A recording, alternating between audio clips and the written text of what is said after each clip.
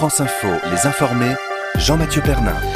Bonsoir, bienvenue dans les informés de France Info, votre émission de débat et d'opinion sur France Info, franceinfo.fr, sur les réseaux sociaux, avec le hashtag Les Informés, également sur le canal 27 de la TNT. Alors vous l'avez remarqué depuis hier soir, même déjà avant, on ne peut plus se fier à rien quand on voit que le football ressemble à du tennis, avec des scores de 6-1. Heureusement pour le PSG, il n'y avait pas 3-7. Donc certains autour de la table vont essayer de se consoler ce soir en parlant de l'actualité. Et parmi eux, nous recevons le président du groupe UDI à l'Assemblée nationale, Philippe Vigier. Bonsoir. Bonsoir. Également le communicant Franck Tapiro. Bonsoir, c'est vous qui portez le deuil ce soir. Oui, je porte le deuil du PSG ce soir. Voilà. Également Henri Vernet du Parisien aujourd'hui en France. Bonsoir. Et Bruno Roger Petit, éditorialiste à Challenge.fr. Bonsoir. Bonsoir. Et ce soir, nous parlerons des derniers soubresauts en politique, bien sûr, de François Hollande qui compte les points de programmes comparés sur l'Europe. Mais juste avant, nous recevons Marie-Laure Ghislain. Bonsoir. Bonsoir. Alors vous êtes avocate et membre de l'association Sherpa. Sherpa, alors c'est une association qui protège et défend les populations victimes de crimes économiques. Et avec vous, nous allons parler de la société Lafarge-Holcim. Alors, c'est pas une passion pour le béton, mais c'est vrai qu'ils sont au cœur de l'actualité puisque Sherpa, déjà, vous avez déposé plainte en novembre contre cette entreprise qui aurait entretenu donc une cimenterie dans le nord de la Syrie entre 2013 et 2014 en pleine zone tenue par l'État islamique. On va y revenir. Mais juste avant, Lafarge-Holcim fait également actualité car selon son président, il serait en passe de remporter le marché pour construire le mur voulu par Donald Trump entre les États-Unis et le Mexique. Jean-Marc Ayrault était l'invité de France Info ce matin, le ministre des Affaires étrangères, et il a mis Lafarge en garde. Il faut que cette entreprise réfléchisse bien. Non seulement une entreprise, elle a beau dire je ne fais pas de politique, mais elle a une responsabilité économique et sociale et environnementale. Vous en appelez à sa responsabilité. Et d'autre part, elle devrait bien réfléchir à ses propres intérêts. Parce que il y a d'autres clients dans le monde qui vont regarder ça avec certaines stupéfactions. Voilà, Jean-Marc Ayrault, ministre des Affaires étrangères ce matin sur France Info. Alors, Marie-Laure Ghislain, Lafarge, disent dans tous les cas, de toute façon, nous on ne fait pas de politique. C'est leur angle. Qu'est-ce que vous leur répondez à ça ? Il nous semble qu'à travers leur communiqué, ils ont envie d'adresser un message pourtant, c'est-à-dire que la responsabilité est vraiment concentrée sur la responsabilité de la filiale, alors que c'est bien la responsabilité de la société mère qui est en jeu, puisque Paris prenait les décisions d'après les documents que nous avons, et c'est la société mère qui est visée dans notre plainte. Pour nous, ce cas reflète bien, en tout cas, justement, le problème de la responsabilité des sociétés mères et l'écart qui existe entre cette politique dont vous parlez, les politiques qui sont affichées par les entreprises, les politiques éthiques et la réalité sur le terrain. L'écart est grand aujourd'hui et donc montre que les politiques volontaires ne sont plus efficaces. Raison pour laquelle, certainement, cette loi sur le devoir de vigilance, qui est une loi contraignante et qui demande aux entreprises d'être responsables, est plus que jamais nécessaire. Marie-Laure Ghislain, juste avant, cette histoire justement de mur de Donald Trump construit, qui pourrait être construit par cette société, pour vous, comme le dit Jean-Marc Ayrault, est-ce que ça peut nuire finalement leurs intérêts ? Est-ce qu'ils s'en préoccupent de ce genre de réputation ? Je pense que l'entreprise Lafarge n'a pas attendu Jean-Marc Ayrault pour se préoccuper de son image. Elle le fait au quotidien et c'est la raison pour laquelle, pour nous, même le communiqué prend soin de cette image, justement en précisant par exemple qu'ils étaient déficitaires ou qu'ils prenaient soin des salariés en Syrie ou qu'ils ne savaient pas à quel groupe ils s'adressaient. Or, a priori, nos informations montrent le contraire. Des laissez-passer tamponnés de l'EI, par exemple, montrent bien que Lafarge, a priori, savait à qui ils avaient affaire. Oui, parce qu'il y a demain, c'est concernant votre plainte d'ailleurs et un éventuellement financement de l'État islamique. Le président de Lafarge, donc ça sera demain dans une interview apparaître dans le Figaro, dit qu'il ne fera aucun compromis si l'enquête interne apporte des preuves des destinataires. Donc finalement, votre plainte a été entendue ? On l'espère, en tout cas, et c'est le juge d'instruction qui, effectivement, déterminera s'il doit aller plus loin dans l'enquête et le juge qui tranchera sur la responsabilité pénale. Mais a priori, Lafarge nous propose aujourd'hui comme unique solution la création d'un comité éthique.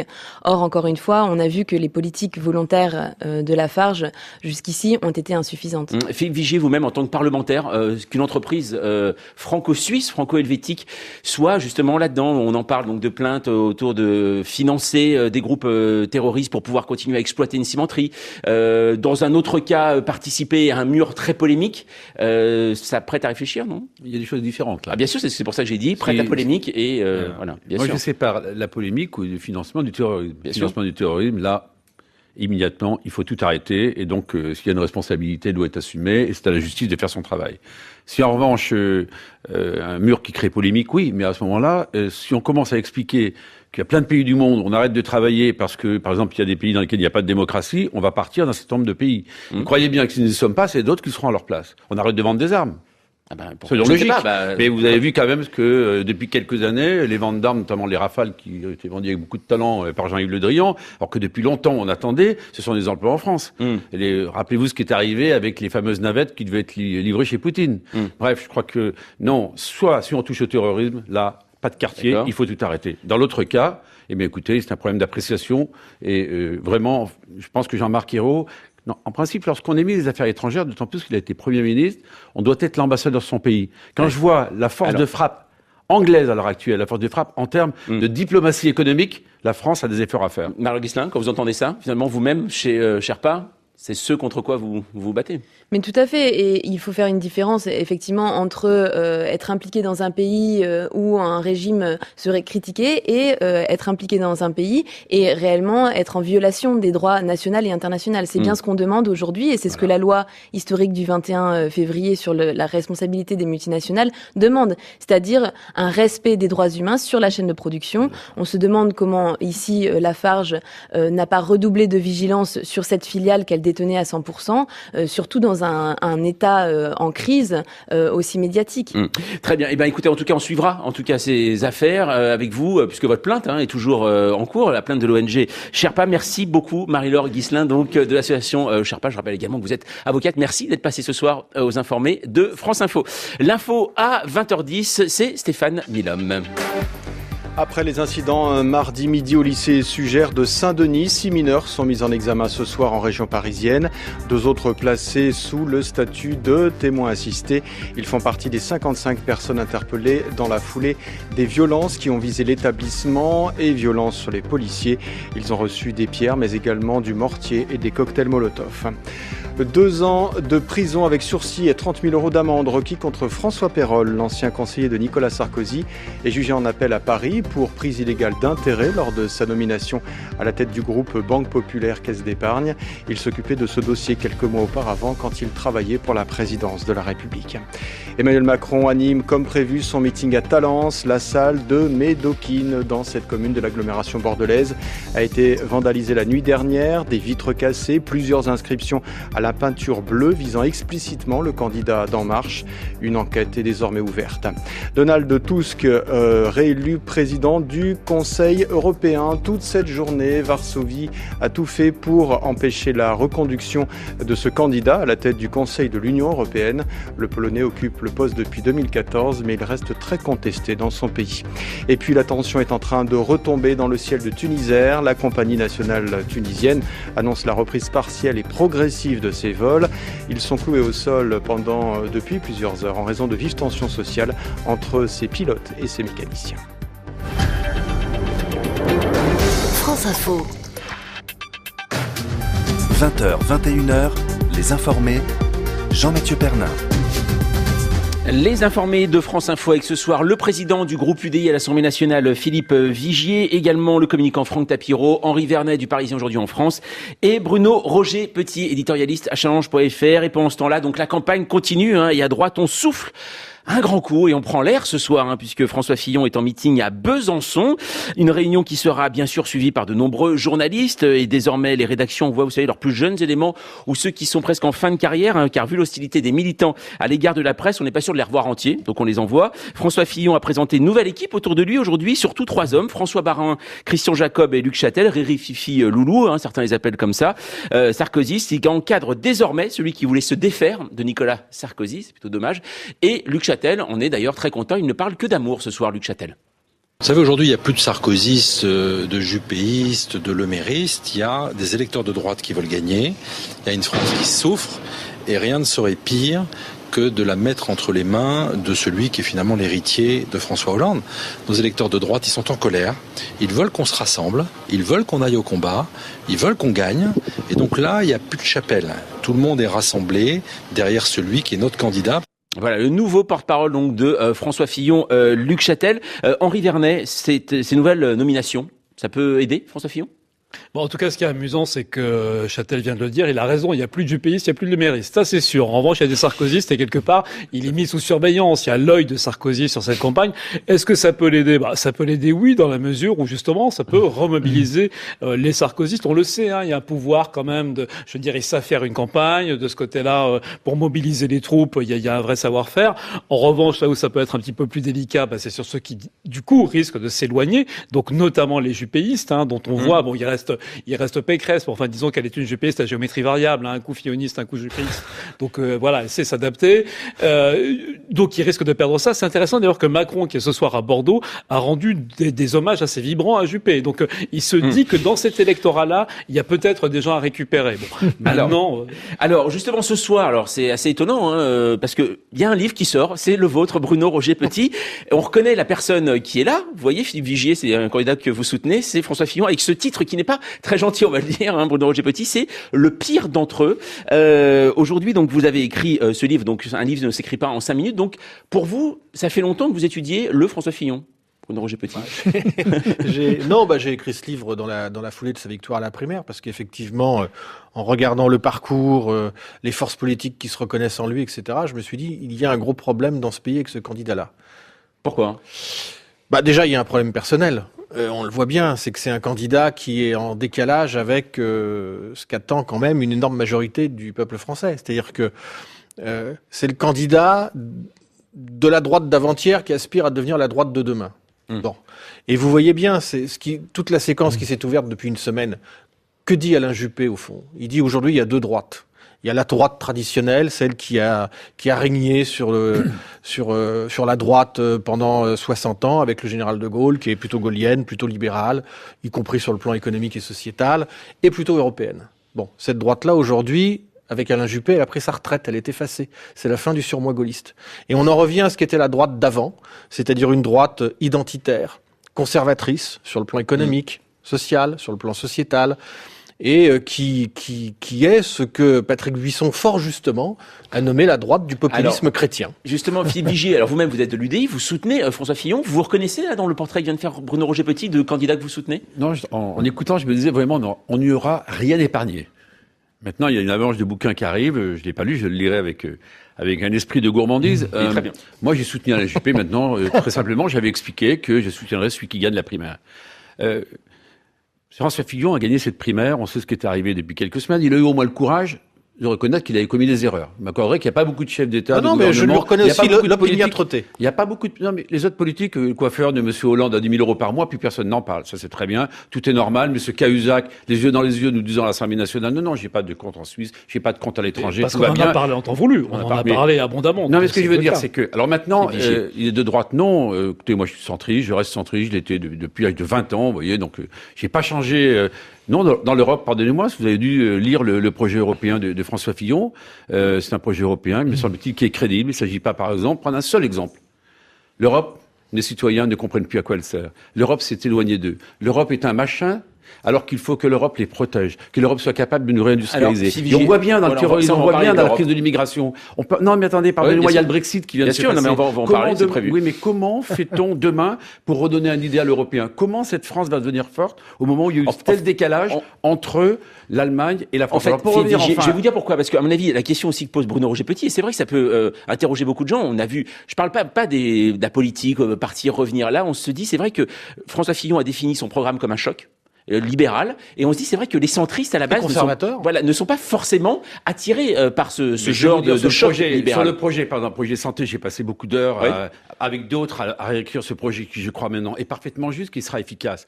Et il a été à l'écoute sur l'Europe, justement, sur le projet environnemental, sur le projet pour l'école, sur, je viens de le dire, sur tout ce qui concerne les affaires sociales. Il a montré cette ouverture, cette capacité d'écoute, parce que je veux quand même vous dire une chose. Cette France, elle est comment 5 ans plus tard ? Elle est comment ? Les chômages ont augmenté ou pas ? Il y a 1 million de chômeurs en plus. Est-ce que les jeunes ont un meilleur avenir ? Est-ce que la dette, on a pu la réguler ? Alors que jamais on a eu un environnement économique aussi bon, vous serez d'accord avec moi, que ce soit les taux d'intérêt, que ce soit le prix des matières premières, que ce soit la parité euro-dollar. Et quand vous dites il représente une droite, comment dirais-je, ancienne qui veut se projeter dans l'avenir, Par exemple, sur le virage du numérique, il propose quelque chose qui est pour moi très important. Internet. Mais pardonnez-moi, mais le numérique, quel est le politique qui en parle? Bien sûr, mais alors le numérique, c'est la transition pour tous les emplois de demain. Il n'y a pas que ça. Bruno, je vous prends un exemple quand je parle de problème sociétal. C'est le seul candidat aujourd'hui, le seul, parmi les grands candidats, qui propose de réécrire en partie la loi Taubira sur le mariage pour tous, parce qu'il est urgent, de son point de vue, de s'occuper des problèmes, dit-il, liés à la filiation. C'est-à-dire que, pour se faire plaisir et satisfaire la manif pour tous, et notamment l'organisation Sens commun, qui est un des pivots, des clés de la campagne Fillon, on s'apprête à embêter un certain nombre de familles, à casser la vie et à pourrir la vie d'un certain nombre d'enfants, qui sont quand même plusieurs centaines et quelques milliers, parce que, idéologiquement, on entend envoyer un marqueur fort de conservation sociale. Premier point. Deuxième point, sur l'IVG, c'est pareil. François Fillon, je le raconte dans le livre, est celui qui systématiquement a voté contre toutes les propositions ou les projets de loi accordant plus de facilité, plus de facilité d'accès pour les femmes qui étaient en demande de vouloir pratiquer une IVG. Bon, voilà, c'est tout. Alors, je vais vous répondre parce qu'il a... oui, mais vous êtes de cette droite-là. Sur deux sujets. Aujourd'hui, vous êtes derrière ce candidat. Pardonnez-moi. Vous ne pouvez pas dire quelque chose qui n'est plus d'actualité. Il a voté contre tous les textes, c'est vrai, mais il a dit qu'il ne reviendrait pas sur le texte du mariage pour tous. Donc, vous pouvez pas dire le contraire. Non, Batelec, ça vous sur arrange. la filiation, non. Sur la filiation, il y a une volonté de réécriture. Allez-y, je vous ai pas interrompu. Sur la PMA et la GPA, il y a accord total. On a un point de divergence avec lui. Vous voyez? Moi, je suis UDI, j'ai un point de divergence avec lui. Justement, c'est sur la filiation. Mais, il a précisé, mais comme vous aviez tout lu, certainement, j'imagine que vous avez fait un travail avec beaucoup de précision. Il y a un discours qu'il a prononcé il y a quelques semaines dans lequel il a dit, de toute façon, l'urgence, c'est pas ça. L'urgence, c'est la croissance et l'emploi. Et on va pas perdre de temps à rediviser les Français. Tant ce pays, je termine, a tellement été déchiré par cette loi à l'époque où elle s'est créée. Et il fallait avancer. Et c'est une erreur de la droite que d'avoir pas su faire en sorte qu'on trouve une solution pour ceux qui voulaient vivre ensemble et se marier. On va continuer à en parler notamment avec vous, Franck Tapiro. Dans un instant, l'info à 20h20. Stéphane Milhomme. Il reste encore 15 000 foyers français sans courant ni chauffage après le passage de la tempête Zeus jusqu'à lundi dernier, principalement en région Bretagne. Le réseau Enedis prévoit un retour à la normale dans la soirée pour l'Auvergne et le Limousin. Le trafic des TGV entre la France et le Luxembourg a repris aujourd'hui. Il était interrompu depuis le 3 mars à la suite d'un accident sur la voie mi-février. La SNCF confirme que le trafic des trains express régionaux s'améliore. Il est emprunté chaque jour par des milliers de frontaliers. Extradé de Suisse, Merwan Benhamed est ce soir incarcéré en France. L'ancien membre du groupe islamique armé a été remis la semaine dernière aux autorités françaises. Il avait vainement demandé l'asile à la Suisse après avoir quitté son logement en France en septembre dernier alors qu'il était assigné à résidence. Johnny Hallyday se bat contre son cancer et donne rendez-vous à ses fans. Le chanteur fait taire les rumeurs. Oui, il est atteint de cellules cancéreuses, mais pas question de remettre en cause les 17 dates de sa tournée Vieille Canaille aux côtés d'Eddie Mitchell et Jacques Dutronc cet été. Et puis Philippe Poutou a du mal à trouver ses 500 parrainages pour la présidentielle. Le candidat du NPA appelle les élus à l'aider et les partis de gauche à ne plus faire obstacle. Son compteur affiche moins de 200 signatures. Les élus ont jusqu'au vendredi 17 mars pour envoyer ces parrainages au Conseil constitutionnel. France Info. 20h, 21h, les informés, Jean-Mathieu Pernin.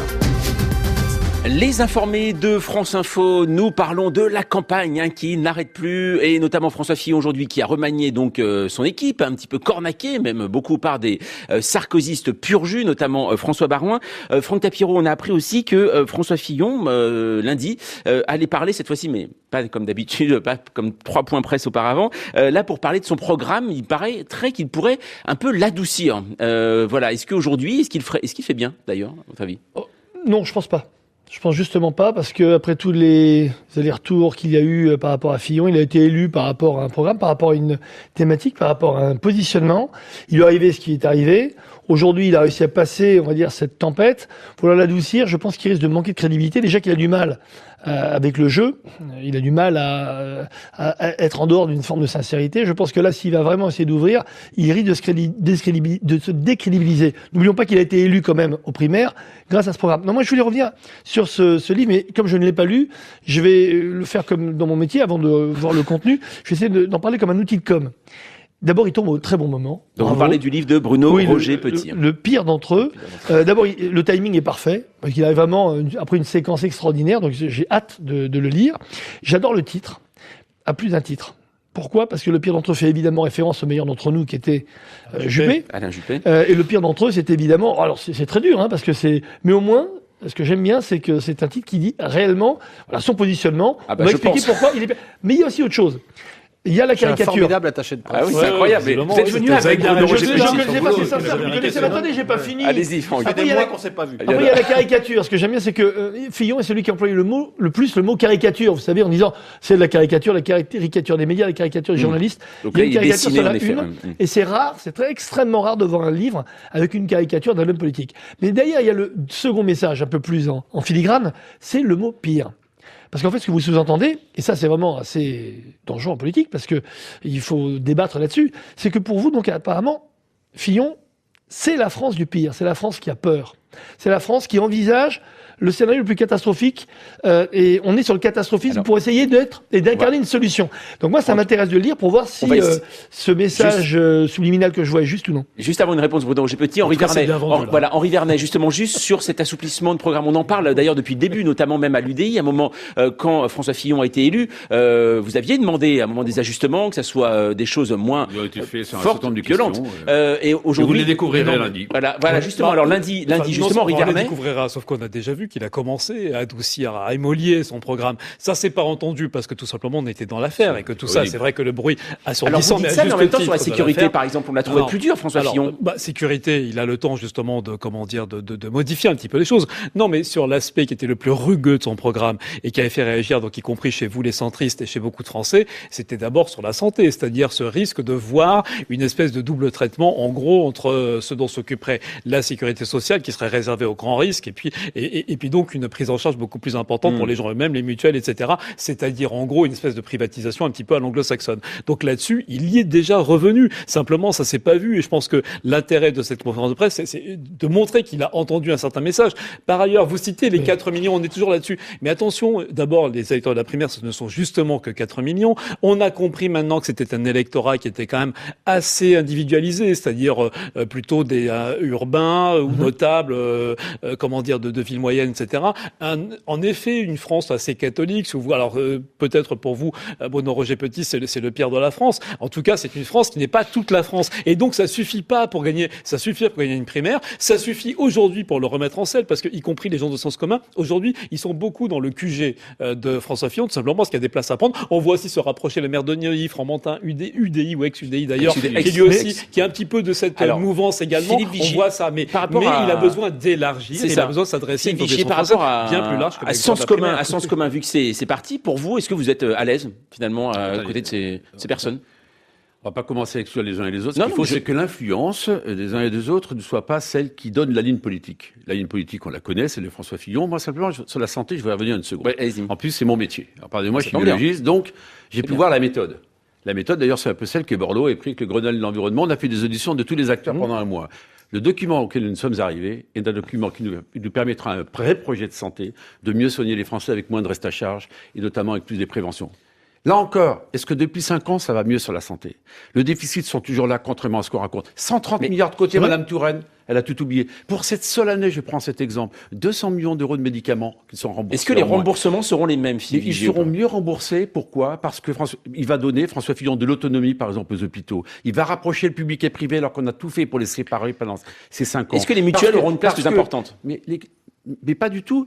D'abord, vous savez, lorsque vous avez une ordonnance qui est remboursée par la Sécu, qui est remboursée par la mutuelle, ce que vous savez en revanche sur votre feuille de paye, c'est que la mutuelle, vous savez, elle est obligatoire, et vous savez qu'en plus, elle est fiscalisée. Donc, vous avez moins de pouvoir d'achat. Et moi, ce que je sais, c'est que les frais de gestion des mutuelles sont beaucoup plus importants qu'ils ne sont dans la Sécu elle-même.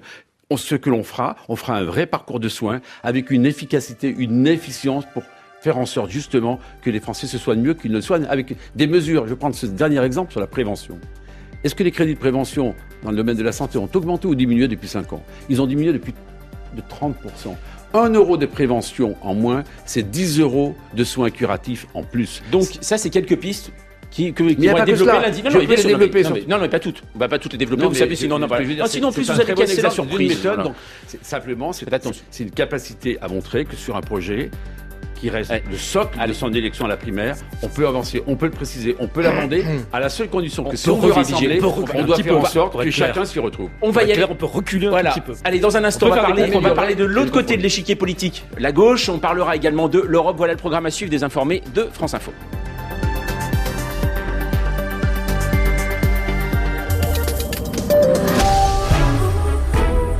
Je pensais à quelque chose. Ah ouais, c'est quoi? Si c'est les jours c'est maintenant chez Citroën, c'est maintenant, c'est pas après. Du coup, maintenant, c'est déjà passé. Mais on peut pas passer à côté de 2400 € de reprise en plus de l'Argus sur Citroën C1 ultra personnalisable. C'est pour ça qu'il faut y aller maintenant et pas après. Je suis dépassée. Pendant les jours c'est maintenant chez Citroën, bénéficiez de 2400 € de reprise en plus de l'Argus sur Citroën C1. C'est maintenant, c'est pas après. Citroën. Offre valable jusqu'au 31 mars, détails sur citroën.fr. Attention, attention. Quorum est un placement immobilier, donc un placement à long terme qui n'est pas liquide immédiatement. Et évidemment, capital et revenus ne sont pas garantis. Toute la documentation est sur quorum.fr. Voilà, c'est dit. Sinon, c'est quand même l'opportunité de placer votre argent dans l'immobilier à partir de 1060 €, tous frais inclus, de toucher vos revenus tous les mois et d'investir dans toute la zone euro. Autre chose, la petite voix ? Rien, tout a été dit. Bon, j'aime mieux ça. Quorum, l'immobilier sans l'immobilité. Quorum.fr. Quorum, visa SCPI délivré par l'AMF, géré par Quorum Asset Management.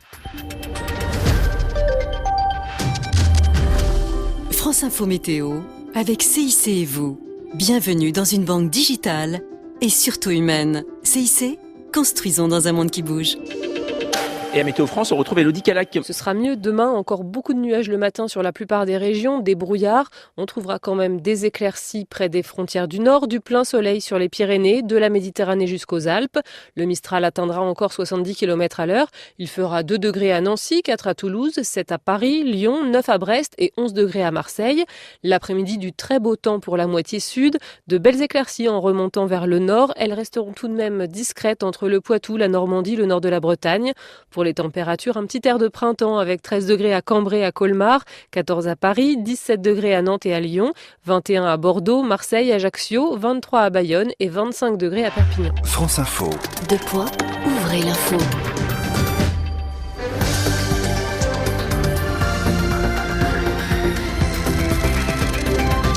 Et l'info à 20h30, c'est Emmanuel Langlois, bonsoir. Bonsoir Jean-Mathieu, bonsoir à tous. Jean-Marc Ayrault appelle à la responsabilité Lafarge-Holcim, le groupe franco-suisse, premier cimentier mondial, s'est dit en effet prêt à participer à la construction du mur controversé de Donald Trump à la frontière entre les États-Unis et le Mexique.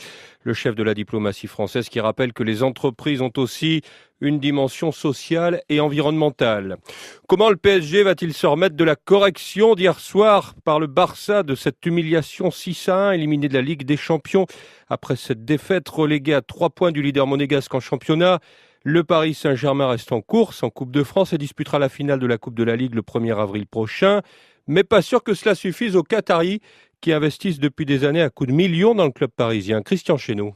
Ce nouvel échec est un coup de massue qui a fait trembler les murs du Palais Royal à Doha. L'émir Tamim, vous le savez, est un passionné de foot, mais c'est aussi un homme d'affaires avisé qui veut un retour sur investissement. Or, rien ne se passe comme prévu, malgré de grosses dépenses en termes de recrutement, de budget.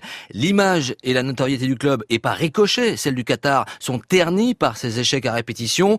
Pour sortir du piège, me confie un expert sportif qui connaît bien l'Émirat, eh bien les Qataris ont 2 options sur la table, soit remettre encore plus d'argent dans le PSG, soit entamer une forme de désengagement du club. Alors, on n'en est pas encore là, mais ce revers sportif intervient dans un contexte de morosité au Qatar. Il y a moins d'argent dans les caisses de l'État à cause de la baisse des revenus pétroliers et gaziers. L'émir Tamim répète à longueur de discours qu'il faut arrêter les dépenses extravagantes et la gabegie. Bref, après le fiasco de Barcelone, il fait guère de doute que le PSG est dans le collimateur de l'émir qui va réclamer des comptes. Christian Chesneau du football sur les terrains avec les 8e de finale aller de l'Europa League ce soir à Lyon qui reçoit l'AS Rome à partir de 21h tout à l'heure. Le mari de Gianni Longo, condamné à 1 an de prison avec sursis, 5 800 € d'amende pour avoir importé de l'EPO, un produit dopant. C'était entre 2008 et 2011. Il en avait acheté une trentaine de flacons pour un peu moins de 3 000 €. Les producteurs de foie gras font grise mine. La consommation en grande surface a baissé de 9,3% l'an dernier à un peu moins de 5 000 tonnes en raison d'une offre réduite due à l'épidémie de grippe aviaire. Et puis le Guatemala sous le choc au lendemain de la mort de 31 adolescentes dans l'incendie d'un foyer pour mineurs, dont le personnel est accusé de mauvais traitements et d'abus sexuels. Ce sont des pensionnaires du foyer eux-mêmes qui auraient allumé le feu accidentellement au cours d'un mouvement de protestation et provoqué ainsi la tragédie. 3 jours de deuil national ont été décrétés. 20h, 21h, les informés, Jean-Mathieu Pernin.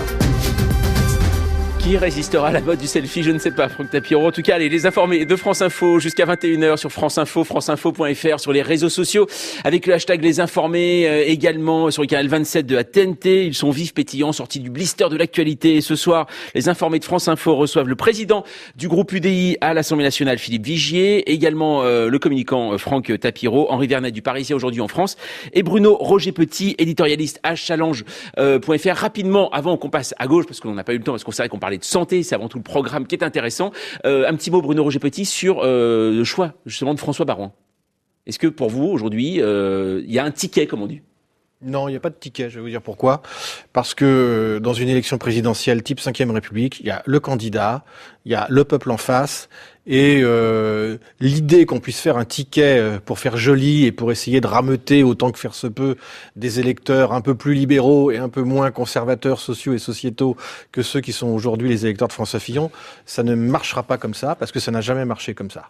Tout simplement. Moi, ce que j'aime bien, c'est dans les mots, c'est son rôle. Aujourd'hui, il est chargé du rassemblement politique. Oui. Et là, on voit l'héritage chiracien. Le rassemblement politique. Ouais. Je trouve ça magnifique. C'est pas évidemment fait par hasard. C'est fait pour toucher une certaine droite chiracienne, gaulliste, radical socialiste, même parce qu'on va aussi sur les racines. Hein. On va très loin. Là, c'est de l'élargissement plutôt assez malin. Oui, mais une question quand même. Est-ce que François Baroin a ce poids-là?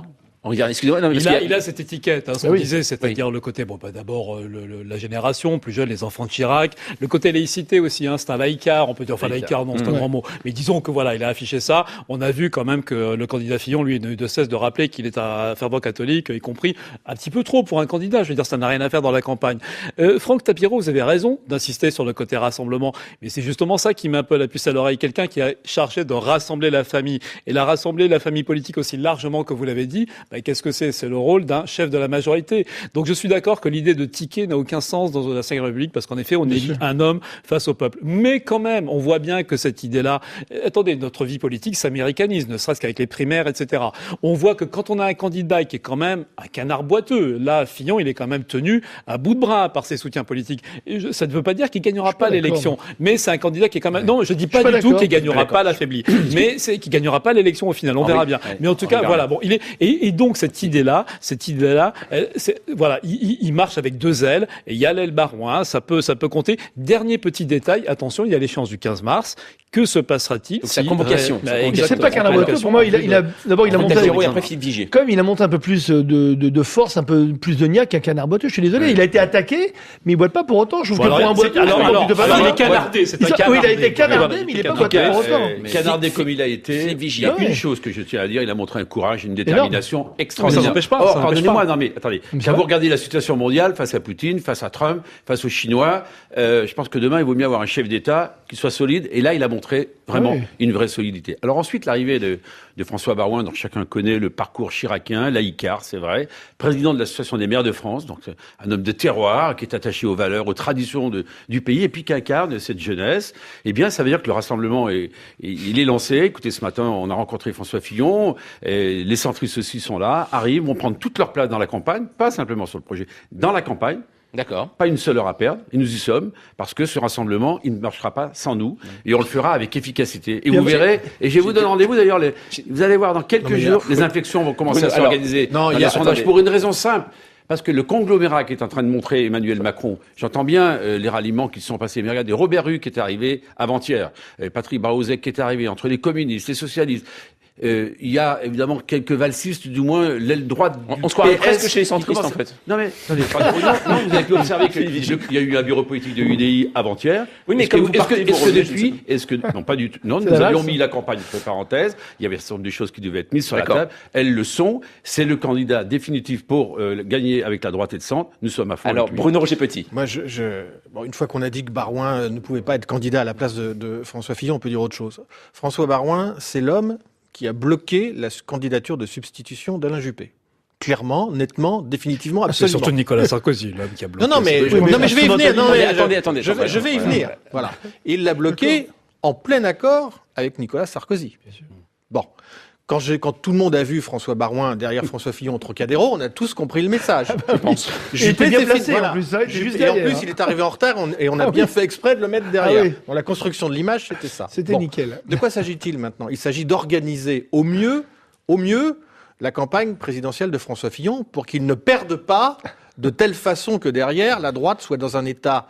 mais ne croyez pas que le boulot, c'est de rassembler dans une campagne assez problématique avant d'aller aux législatives. On va y aller. Non, attendez, pas tous ensemble. Je veux terminer. Attendez, Philippe Vigier. Non, Philippe Vigier, je veux terminer. Allez-y, Bruno Roger. Parce que la vraie question, dans le fond, Nicolas Sarkozy, le 20 novembre dernier, nous avait dit « Je me consacre à ma vie privée, parce que la vie publique, j'en ai assez. » Bah oui, il avait déjà fait cours de et je constate que l'invisible Nicolas Sarkozy est omniprésent et qu'effectivement, ceux qui pensaient qu'on en était débarrassé, une fois que François Fillon aura probablement perdu le premier tour de l'élection présidentielle, mais si c'est une réalité, il sera toujours là. Franck Tapiro, pour vous, c'est vrai, aujourd'hui on le voit, le marionnettiste ?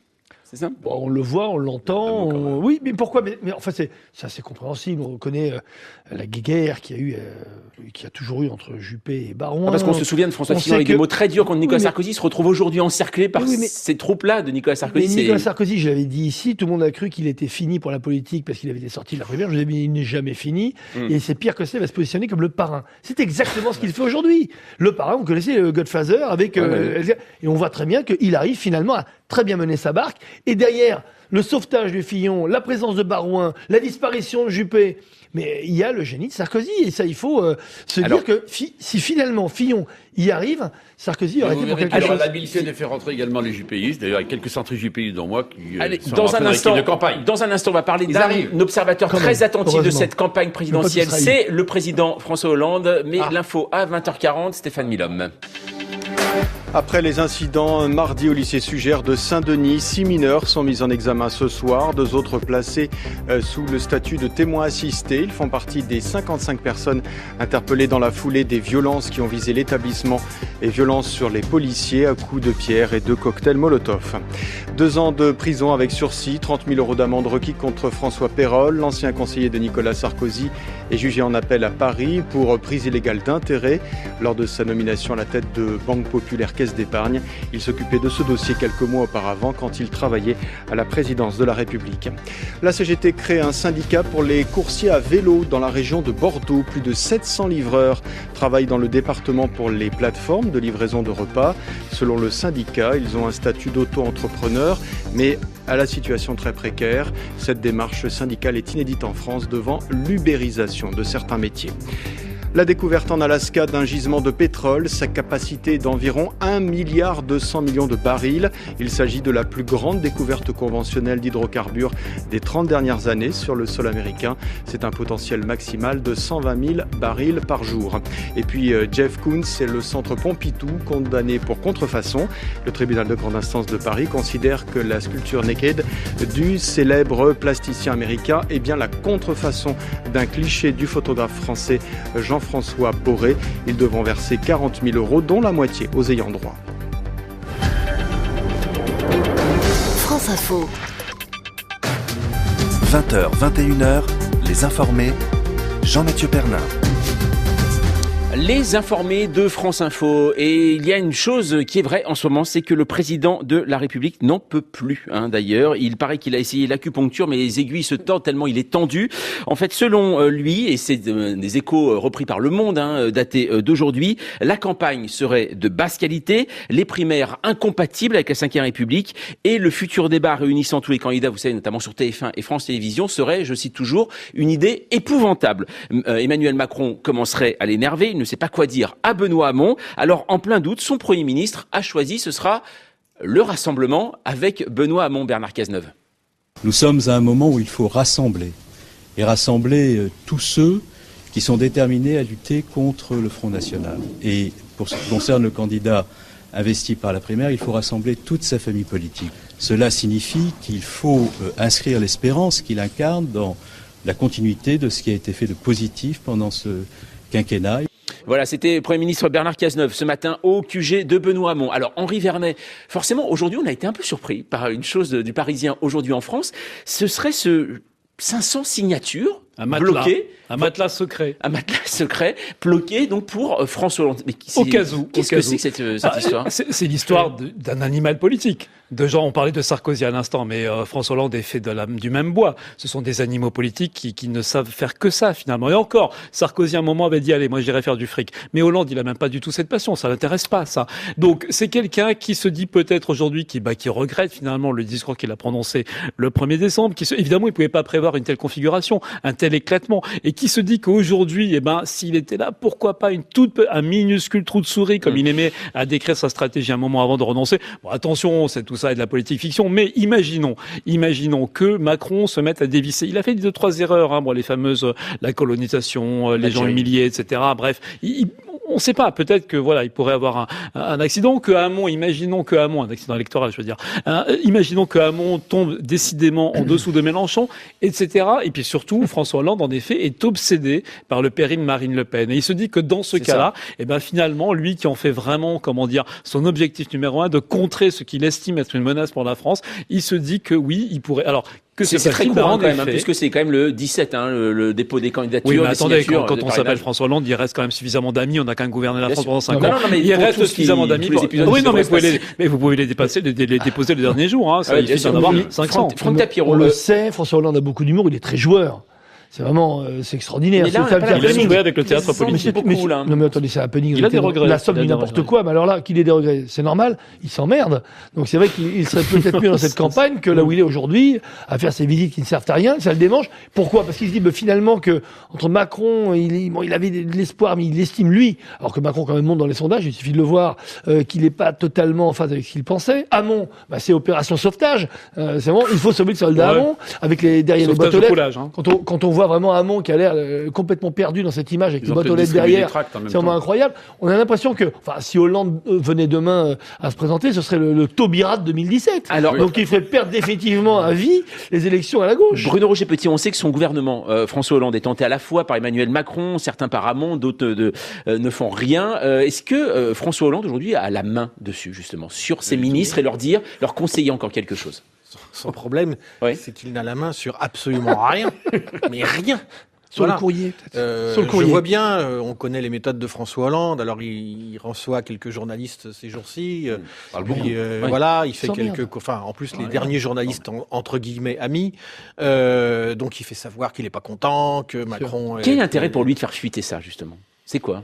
Je ne sais pas. De dire qu'il est encore là? Tenter d'exister. Il a accordé une interview au Monde il y a 3 jours sur l'Europe qui a fait la une du journal. Personne n'en a parlé. Personne. C'est-à-dire qu'il est depuis le 1er décembre, il est passé par pertes et profits pour tout le monde. C'est comme ça. Et il ne peut pas y échapper. Donc il essaie de s'inventer un rôle. Attention, je vais être la vigie qui va vous avertir du danger Front National. Bon, merci, on l'a vu. Bon. Et puis son problème, c'est Emmanuel Macron. Voilà, c'est lui qui l'invente. Je vais vous dire sa vraie douleur, c'est ça. Plus que Manuel Valls, c'est Emmanuel Macron. Il l'avait inventé pour empêcher Valls d'émerger et d'être candidat contre lui à l'élection présidentielle. Et les deux l'ont piégé, pas ensemble, en concurrence, mais les deux l'ont enfermé dans un rôle dont il n'a pas pu sortir. Moi, je crois que sa vraie douleur, c'est Valls. Plus que Macron. Non, Macron, il l'a créé lui-même. Macron, c'est plus douloureux qu'on ne le croit. Pour vous, est-ce que le président de la République doit s'exprimer, donner finalement son candidat? Écoutez, moi, je trouve que c'est pathétique. La posture de François Hollande. Ce qui est pathétique, François Hollande, regardez le bilan de son quinquennat. Je parle même pas du bilan économique et social. Incapable de se présenter. En fait, il a renoncé à la dernière minute. On voit bien d'ailleurs, 1 heure avant, ses plus proches collaborateurs ne savaient même pas ce qu'il allait raconter. Et là maintenant, il ne sait pas comment faire pour exister dans la plaine, pour qu'éventuellement il y ait une caméra qui se fixe sur lui. Non mais c'est ridicule. Le coup des 500 signatures, je n'y crois pas une seule seconde. Alors vous disiez tout à l'heure, droite éclatée, pardonnez-moi, là il y a 3 couloirs entre les Mélenchon, le Hamon et puis Emmanuel Macron. Donc je pense que franchement c'est un naufrage politique. Mais pourquoi? Parce qu'il a passé sa vie à faire quoi? Premier secrétaire du Parti Socialiste. À faire des motions impossibles où tout le monde se rassemble, où on enlève une demi-phrase, on en rajoute une deuxième. Et voilà ce qui s'est passé. C'est que ça a été l'échec total. Mais au-delà de tout ça, son quinquennat, il n'y aura pas de bilan. Mais pire que cela, c'est la fonction présidentielle qui est abîmée. Alors, et ça, c'est l'absence de crédibilité des Français. Ça a commencé sous Nicolas Sarkozy. Oui, ça fait 2 quinquennats. Pardonnez-moi, mais tout à l'heure on disait, mais si je vois en tout cas une différence particulière entre Nicolas Sarkozy et François Hollande, c'est qu'on voit Nicolas Sarkozy dans le fait que François Fillon soit reparti d'un bon pied, au moins il a joué un rôle utile. Je vois que là, François Hollande n'arrive à rien faire. Alors il dépêche même son Premier ministre Bernard Cazeneuve, qui est plutôt d'ailleurs un bon Premier ministre, pour essayer de voir comment il va pouvoir colmater la fuite d'eau qui se passe chez Avon. Hollande peut faire perdre. Moi, je suis pas d'accord. Autant Nicolas Sarkozy peut faire gagner Fillon. Je pense que Hollande, sincèrement, peut faire perdre. J'espère pas Macron et Hamon, mais peut faire perdre carrément la gauche, au sens où Hamon peut descendre au-dessous de Mélenchon à cause de ses atermoiements. Moi, je pense on n'est pas au bout des surprises négatives de François Hollande. Je suis convaincu. Peut-être joue-t-il le recours. Dans quelques années, on ne sait jamais. Henri Vernet. Non, c'est vrai que le seul rôle vraiment utile que peut avoir François Hollande, c'est de clarifier un petit peu la situation à gauche, dans la mesure, en effet, où il le peut. Attention, dans cet article, nous, on dit bien que c'est pas du tout un scénario qui va se passer. On donne les conditions qui, pour l'instant, sont en effet un scénario. Donc, dès qu'il y a un scénario, c'est qu'on est dans une certaine fiction. En même temps, c'est une fiction qui est assez réaliste. On voit, de toute façon, on a tout bon. Bref, Bruno, je voudrais poser une question. Le rôle qu'il peut avoir, quand je dis clarifier, c'est arriver à ce qu'à la fin, il y ait peut-être pas 3 candidats à gauche. Là, il y en a 2 qui se marchent sur les pieds, qui sont Mélenchon et Hamon. Si en plus, il y a Macron, il y aura un vrai problème. Voilà, Bruno Roger-Petit, je voulais vous poser une question sur Emmanuel Macron. Tout à l'heure, Philippe Vigier, voilà, je sais pas s'il aime Emmanuel Macron, mais bon, apparemment non. Vous avez parlé notamment des soutiens Robert Hue, des choses comme ça. Rien contre l'homme, simplement. C'est moins important. Le conglomérat politique qu'il fait, demain, il sera en incapacité. Je voulais vous parler, là, on parle beaucoup d'un soutien d'un ministre de poids. Le plus populaire, c'est Jean-Yves Le Drian. Est-ce que ça, c'est un soutien véritablement important pour Emmanuel Macron si celui-ci se concrétise? Beaucoup plus que celui que pourrait lui accorder François Hollande, parce que je pense qu'un des cauchemars d'Emmanuel Macron serait que François Hollande adresse un geste en sa faveur. Il a mis tellement de soin à se déconnecter de lui, comme Benoît Hamon d'ailleurs. Les deux ont réussi de ce point de vue-là, qu'il ne voudrait pas être encombré de ça. Je ferme cette parenthèse, je réponds à votre question. Quand on aligne en 3 semaines François Bayrou, Bertrand Delanoë et Jean-Yves Le Drian, on ne peut pas considérer que ce n'est pas sans importance. C'est considérable. Voilà. Oui. Et ça efface tous les petits soutiens de personnalités intellectuelles telles Alain Minc ou Bernard Kouchner et autres, qui dans le fond passent au-dessus de la tête de la majorité des électeurs, parce que ça, ce sont des soutiens qui politiquement signifient quelque chose. Et effectivement, la constitution d'une force, comme entend la constituer Emmanuel Macron, c'est-à-dire qui va du centre-gauche au centre-droit, où tout le monde est à peu près d'accord sur politique, politiquement et symboliquement, parce que et économique libérale. Et symboliquement, parce que Le Drian, c'est la défense, c'est la sécurité, c'est de l'épaisseur à ce niveau-là. Et c'est ce qui manque. Oui, populaire, mais aussi, c'est encore une fois, c'est la défense, un enjeu stratégique. Cette épaisseur, c'est aujourd'hui ce qui manque un petit peu à Macron, qui est c'est un petit peu le genou parfois, qui voilà. On va continuer à parler de la gauche dans un instant. L'info à 20h50. Stéphane Milhomme. Les soupçons d'emploi fictif d'assistants parlementaires au Front National. Un nouveau nom est ajouté au dossier, le nom de Gaël Nofri. Cet ancien conseiller de Marine Le Pen explique fin février avoir signé en 2011 un contrat de campagne avec Marine Le Pen avant de se voir contraint de signer un contrat avec le Parlement européen, ce qu'il a refusé. Le parquet décide de rattacher son nom à ce dossier. Le revenu universel de Benoît Hamon coûtera autour de 35 milliards d'euros chaque année. Le chiffrage de Benoît Hamon lui-même. Le socialiste précise, s'il est élu président de la République, ce revenu sera de 600 euros par mois pour tous les Français pauvres, étendu à tous les travailleurs, quel que soit leur statut, salarié ou indépendant, dès 2018. 2 frères mis en examen pour financement du terrorisme en Haute-Saône. 2 hommes interpellés dimanche dans l'agglomération de Vesoul. Ils auraient envoyé de l'argent à leurs frères en Syrie. L'un a été placé en détention provisoire, l'autre est sous contrôle judiciaire.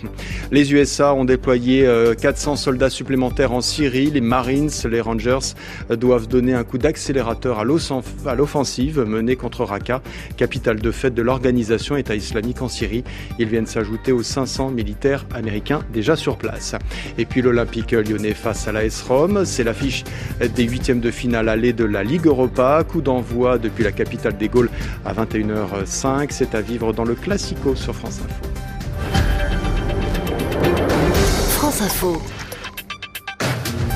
20h, 21h, les informés, Jean-Mathieu Pernin. Les informés de France Info, nous parlons de la gauche. En ce moment, il se passe des choses, notamment du côté de François Hollande, qui vient de demander à ses ministres de ne pas s'exprimer avant le 24 mars, ça serait bien. Alors, est-ce qu'ils vont tenir jusque-là concernant leur choix de candidat à la présidentielle? Et puis ce soir, Benoît Hamon, donc candidat de la Belle Alliance Populaire, qui participe à l'émission Politique, vous savez, sur France 2.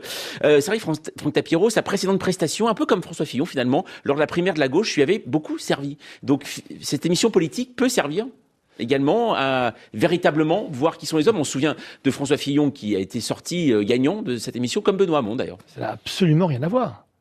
Les primaires, c'était un débat d'entre-soi. Il était urgent de dire à quel point nous étions amis, évidemment, et qu'il n'y avait aucune dissension entre nous, dans la famille. Peut-être quelques différences. Le bal des faux culs. Là, on est enfin face à des adversaires politiques. Donc la révélation, elle se fait maintenant. Et le 20 mars, pour moi, et je crois que tous les Français l'attendent, surtout la moitié d'entre eux qui n'ont pas encore décidé pour qui ils allaient voter. C'est ça. Donc ça va être vraiment très important. Philippe Vigier, c'est vrai qu'on s'est posé la question avant le début de cette campagne encore de l'intérêt de ces grandes émissions politiques comme ce soir sur France 2. Il va y avoir des débats, par exemple le débat sur TF1 le 20 mars, ce fameux débat. Vous-même, vous l'attendez. Est-ce que vous appréciez d'ailleurs l'exercice? Moi, j'apprécie l'exercice des débats parce que c'est le fond. Bien sûr. Là, on a parlé de l'écume des vagues depuis plusieurs semaines. Et en fait, mais derrière cette présidentielle, qu'est-ce qu'on va faire pendant 5 ans? Les Français, ils sont dans l'attente. Vous voyez, hier soir, moi, j'étais dans mon département, je faisais des réunions dans des toutes petites communes. Des communes de 300 habitants où il y a 15 personnes qui arrivent, j'avais jamais vu ça. On est paumé. Qu'est-ce qui va se passer? On attend les débats. On veut la confrontation d'idées. Et à partir de là, on fera notre choix. Et d'ailleurs, on voit bien dans les sondages, en dehors de Marine Le Pen, qui focalise un pourcentage très important de personnes qui auront voté de façon certaine pour elle, François Fillon était juste un peu derrière, mais c'est friable pour l'instant pour Benoît Hamon, c'est friable également pour Emmanuel Macron. Donc c'est dans les débats et dans cette confrontation qu'on verra les vrais projets qui vont se dérouler. Henri Vernet, on voit que ça se précise. Au départ, on se demandait si ça allait se faire pour des histoires de temps de parole. Finalement, ça va se faire. Le 20 mars, donc sur TF1, ça sera la première fois en France. On a vu que les Français avaient suivi les débats de la droite. Bien sûr, c'était passionné par ça. Non, mais les Français, ils ont clairement compris que les enjeux de cette présidentielle, donc au-delà de tout ça on assiste depuis des semaines, ils sont vraiment importants. En gros, c'est un petit peu cette fois ou jamais que ce pays, il faut le réformer, il faut y aller. Mais juste là, vous parliez d'abord de l'émission de ce soir. Moi, je pense qu'elle est profondément utile. Vous aviez raison de rappeler qu'elle a été presque salvatrice pour François Fillon, qui était très loin derrière. On parlait plus de lui. Peut-être pour ça, il y a entre parenthèses, qu'il s'était pas arrangé pour ses affaires auparavant, parce qu'il n'était pas considéré. Oui. À l'époque, il n'était pas vraiment dans la course. Benoît Hamon aussi. Et ce soir, ils étaient loin. Et ce soir, Benoît Hamon, il joue gros parce qu'il a perdu toute densité qu'il avait justement acquise dans cette précédente l'émission politique. Là, finalement, on ne sait plus c'est quoi son programme, qu'est-ce qu'il pense. Alors, le revenu universel, il le fera, il le fera pas. Comment l'Europe, tout ça. Parce que malgré tout, il a de vraies idées. Sauf que depuis un mois, il n'a fait que parler à Jadot, essayer de parler, fait semblant d'essayer de parler à Mélenchon. Exactement. Et là, maintenant, on l'attend. Attendez, paradoxalement, il est très peu connu. On a des candidats à la présidentielle qui sont peu connus. C'est vraiment le cas, peut-être encore plus que les autres de Benoît Hamon. Bruno Roger Petit, pour vous, cette émission, c'est important finalement. Là aujourd'hui, pour Benoît Hamon. Pour lui, c'est très important. Petit rappel quand même, quand il fait l'émission politique en novembre dernier, c'est un des pires scores d'audience de cette émission. C'est-à-dire que ce jour-là ne sont venus le regarder que les futurs électeurs de la primaire socialiste qui avaient envie de se dire, parce que comment dégager Valls le mieux possible avec ce candidat, puisque Montebourg était déjà un peu usé. Bon, j'ajoute aussi qu'il est passé à On n'est pas couché la semaine dernière, pire record d'audience aussi pour l'émission de Laurent Ruquier sur France 2. Bon, il y a ça. Donc visiblement, c'est un candidat qui peine à imprimer dans l'opinion, en règle générale. Puis deuxième remarque, le programme. Quand il vient faire la première fois l'émission politique, c'est là qu'il lance son idée de revenu universel. Allons-y, 450 milliards, welcome tout le monde, aura un petit budget, un petit revenu universel. Aujourd'hui, on en est, tout a été revu à la baisse, ce n'est plus qu'un RSA amélioré pour les 18-25 ans. Donc ça, il va falloir l'expliquer. Et j'ai cru comprendre que François Langlais l'attendait au tournant. Alors, juste une chose, Franck Tapiro, parce que vous savez, ça doit se terminer à un moment, les infos de France Info, c'est pas indéfini, comme certains voudraient. On a très peu de temps, juste pour dire que vous ne vous fiez plus au sondage. Vous ne vous fiez maintenant à autre chose que vous lancez, d'ailleurs, ce soir. On l'annonce ce soir, c'est une première mondiale le 20 mars avec la start-up DataCalab que j'ai montée avec Marie Gauthier et Xavier Fischer. On va lancer le premier suffrage émotionnel des présidentielles. Donc c'est une boîte de neuromarketing. On a récupéré énormément d'outils issus des neurosciences qui va sur un panel d'une trentaine de personnes que notre partenaire MV2 va sélectionner, complètement droite, gauche, homme, femme, par les provinces, va être équipé de capteurs émotionnels qui va permettre pendant toute la durée du débat du 20 mars de voir à l'image près au thème près, quelles sont les émotions positives et négatives qui vont être générées. Comme ça, on va enfin pouvoir voir que 90% malheureusement des choses qui nous entourent sont gérées par notre inconscient. Ouais. Et ça, les sondages ne parlent que des 10%. Ça s'appelle le sondage émotionnel. Le suffrage émotionnel à suivre avec Franck Tapiro. Merci beaucoup d'ailleurs Franck Tapiro d'être passé ce soir. Merci Bruno Roger Petit. Je rappelle votre livre, Le pire d'entre eux, aux éditions Stock. Donc c'est François Fillon que je vais offrir à Philippe Vigier ce soir. Merci beaucoup d'être passé. Parce que c'est un pilote automobile et il sait ce que c'est qu'un rush final. Très bien. Voilà, on le saura. Henri Vernet, la une du Parisien aujourd'hui en France demain. Les affaires judiciaires de Marine Le Pen, car elle en a beaucoup. Elle va pas chez les juges. Donc voilà, l'éclairage. Allez, il est